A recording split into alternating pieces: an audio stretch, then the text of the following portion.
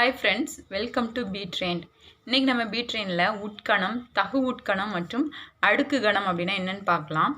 First நம்ம உட்கணம்னா என்னென்னு பார்க்கலாம். உட்கணத்தை இங்கிலீஷில் சப்செட் அப்படின்னு சொல்லுவாங்க.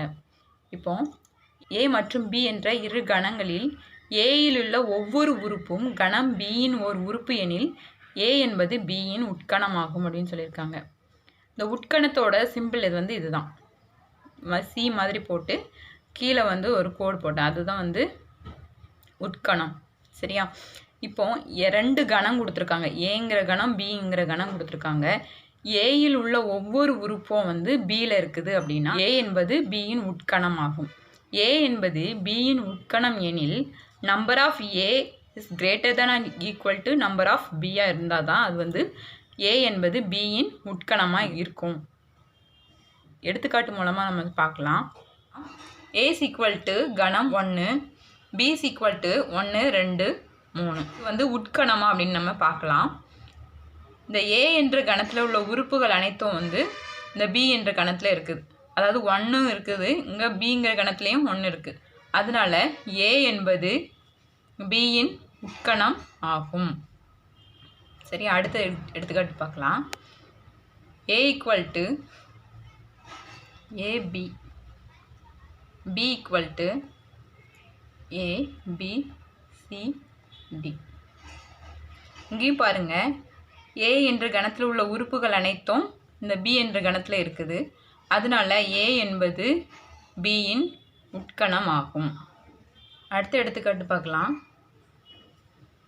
A equal to 2, 4, B equal to 1, 2, 3.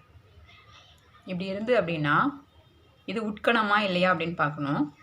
இதில் ஏங்கிற கணத்தில் 2, 4 இருக்குது, பிங்கிற கணத்தில் 1, 2, 3 இருக்குது.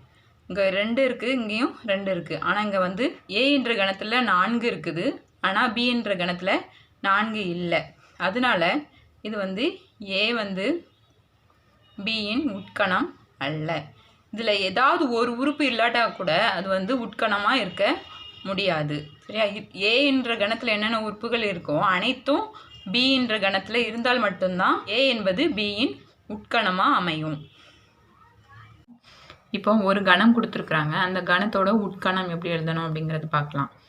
ஏ ஈக்குவல் டு 1, 2, 3 இன் உட்கணங்களை காண்க அப்படின்னு கொடுத்துருக்காங்க.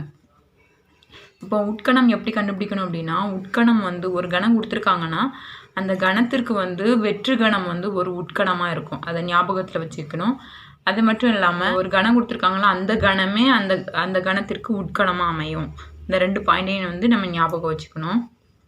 அப்போ இப்போ உட்கணம் கண்டுபிடிக்கலாம். வெற்று கணம் எழுதிக்கணும்.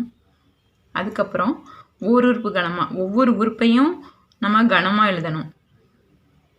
1, 2, 3. இப்போ ஒவ்வொரு உறுப்பையும் தனித்தனியாக எழுதணும். அதுக்கப்புறம் 2 உறுப்பு சேர்த்து ஒரு கணமாக எழுதணும். 1, 2,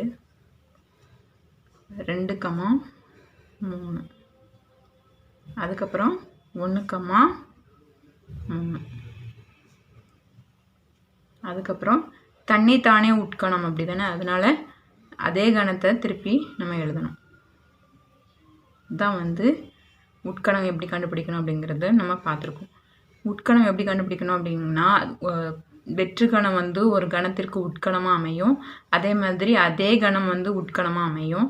அதுக்கப்புறம் ஒரு கணம் கொடுத்துருக்காங்க அப்படின்னா அதை தனித்தனி உறுப்பாக நம்ம கணத்தில் எழுதணும்.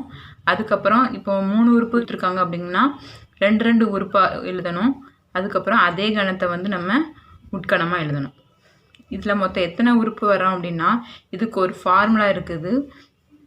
இந்த ஒரு கணம் கொடுத்துருக்காங்க அப்படின்னா அதில் மொத்தம் உட்கணங்களின் எண்ணிக்கையை கண்டுபிடிக்கிறதுக்கு ஃபார்முலா 2m. சரியா? m அப்படிங்கிறது உறுப்புகளின் எண்ணிக்கை. mங்கிறது உறுப்புகளின் எண்ணிக்கை.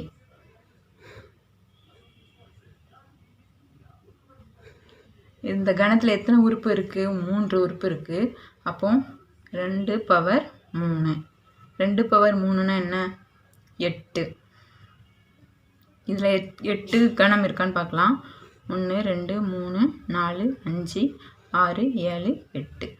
சரியா? நம்மளுக்கு உட்கணங்களை எழுதுக அப்படின்னு 2 மார்க் கொஸ்டினில் கேட்டாங்கன்னா நம்ம இப்படி எழுதணும்.